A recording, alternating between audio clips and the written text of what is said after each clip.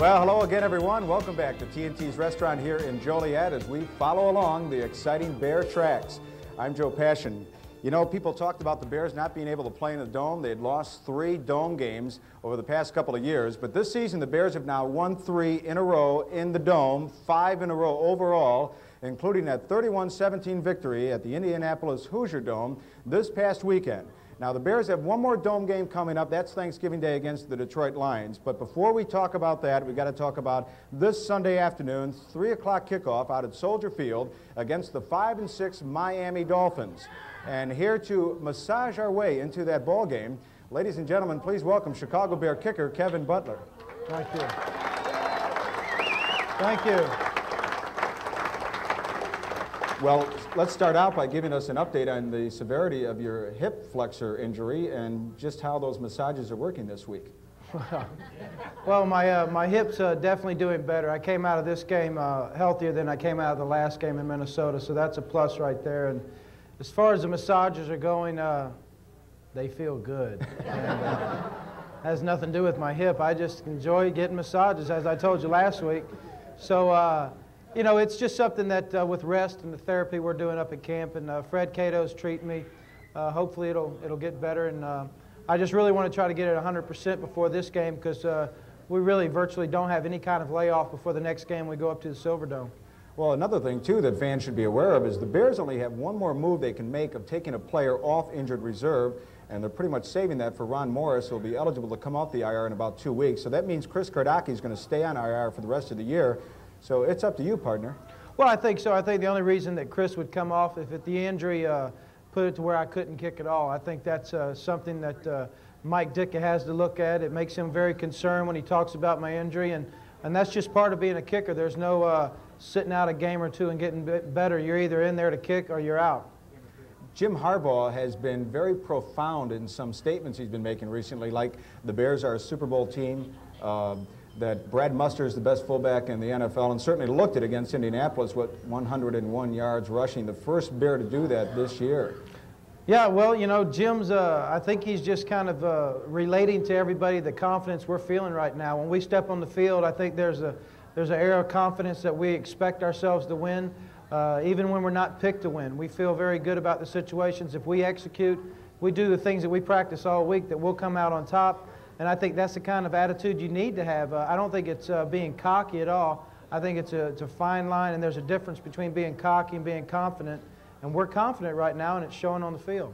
You know, Kevin, while the defense continues to stay healthy and plays great aggressive football game in and game out, the offense over the last 3 games has scored nearly 30 points on an average, and their third down conversion rate has really dramatically improved, as has their rushing. What's the secret? What's being done on a consistent basis that's making that happen? Well, I think it's all finally just coming together. I think the first thing you have to look at is our defense is giving us situations. They're putting other teams in the hole where we're getting the ball with good field position. That enables us to do a lot more on offense. And also, I think the one thing that stands out in my mind when I look at our offensive production right now is you look at the receivers on our team. I think it was either 7 or 9 different receivers caught the ball last week. You got Muster coming out the backfield. You got a speedster in Anthony. Waddle's there. Kaz is there. Wendell's being highlighted now. It's just everybody's contributing, and that's opening up our offense, and it's very hard to defense now. What can you point to, Kev, that is making the Bears a more productive football team on the road in domes? The kicker. No. That was a joke, y'all. Wake up out there. No, I just think again, it goes back to the confidence. We don't think that there's a hex or anything. Just because we're playing indoors doesn't mean that we should go in and lose. It's just a matter of executing.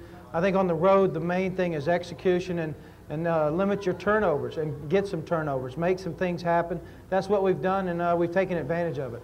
This has probably been one of the hardest hitting defenses the Bears have had since the mid-'80s. How do you see that? Is it because of a certain mentality that the defensive players are playing with this year? That's hard for me to answer. I mean, I don't hit much. I think the guy we're going to get up here in a minute can give you a great answer on that one, and he's one of the hardest hitting guys that we've seen and we've had on our team. So as far as that goes, I enjoy watching them play, and I enjoy watching them hit, as long as I don't get too involved. Well, Kevin's right, because one of the hardest hitting defensive secondary players in the NFL is going to be hitting the stage. Coming up next when the Bear Tracks continues right after this timeout.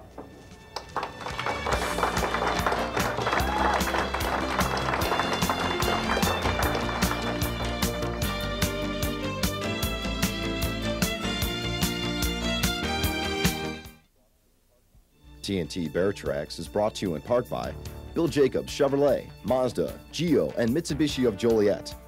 And by Wilhelmi Distributors of Joliet, distributors of Coors Light. It's the right beer now.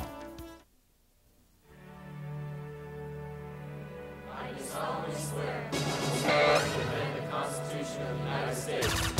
So help me God. The Air Guard, Americans at their best. Bill Jacobs used car manager Phil Lupo talks price at Bill Jacobs in Joliet. I think it's because we sell so many cars that because of our volume, it allows us to sell cars for less. Phil Lupo talks selection and service at Bill Jacobs in Joliet. We take in so many trades that I can pick and choose the ones I'm going to keep. The ones that I'm not going to keep are wholesaled out, and the ones that I'm going to keep go through an extensive checkup, and those are the ones that we sell to our customers. Reason enough for you to buy your next used car at Bill Jacobs Used Cars in Joliet.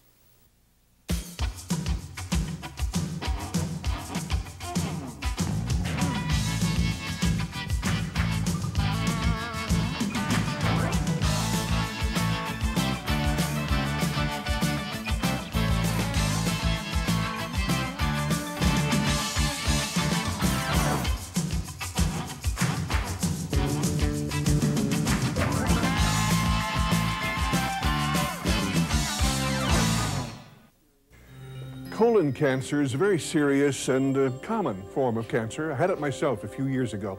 Luckily, a routine test enabled my doctor to detect and treat it at an early stage when the rate of cure is very high.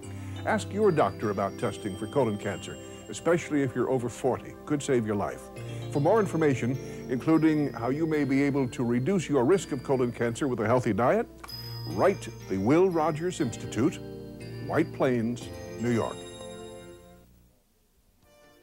I like to sit on the ball at the end of the game anyways, but I know that sometimes you have to do it, but, I guess it would happen to us like what happened to the Jets against us. I guess then you say, well, you sit on the ball, but, fumbles happen sometimes, but I don't like to do it, but, there was some people that always wanted to put a rule in the league that you always have to try to advance the ball at the end of the game. I kind of like that idea, but nobody else does.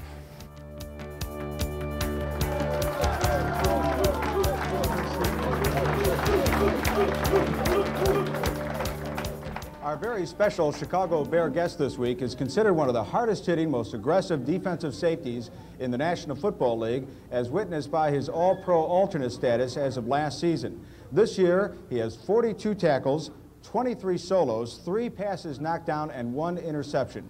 He's out of Bethel, Virginia High School, where he was an outstanding All-American athlete there, and out of Ohio State University. Ladies and gentlemen, the starting strong safety of the Chicago Bears, Shaun Gayle.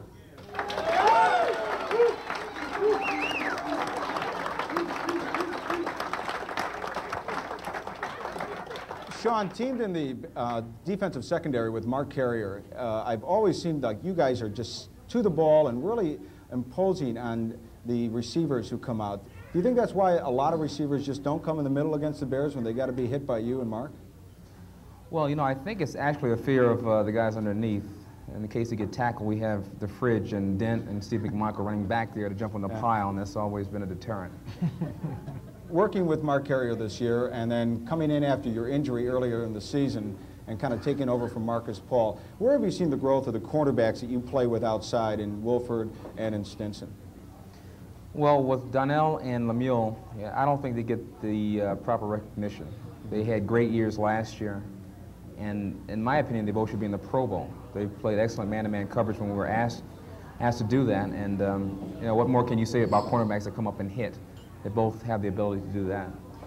Kevin, you may remember back in 1988 when Shaun had a severe neck vertebrae injury that almost ruined his career at that point. What did you think as a teammate when you see a player go through that? Yes, Kevin, what did you think? In regards to someone losing a career, and I want to follow that up with you, Shaun. I didn't remember that. That happened to you? It happened to me, Kevin.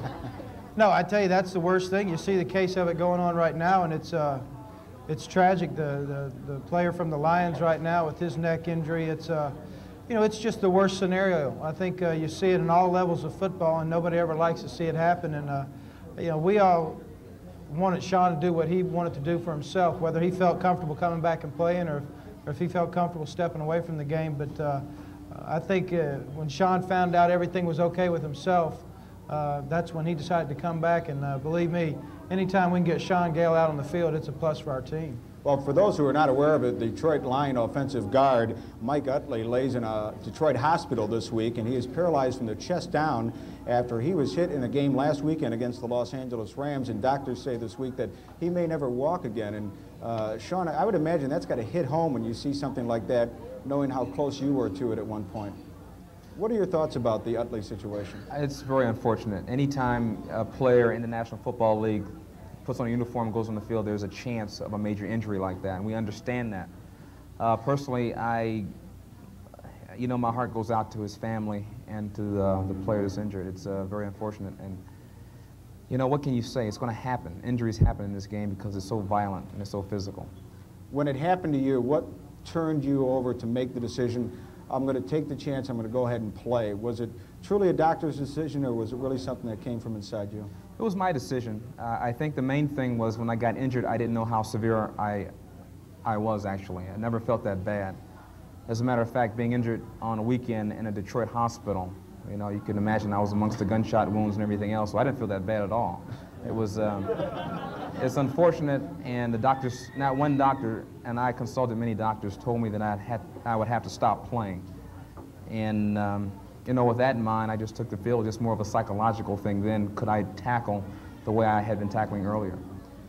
A little bit more about the Bear defense. In 89 games, the Bears have won 87 of those when they've held opponents under 18 points. Does the defensive unit have that as a conscious goal each week, keep the opponents under 18 points?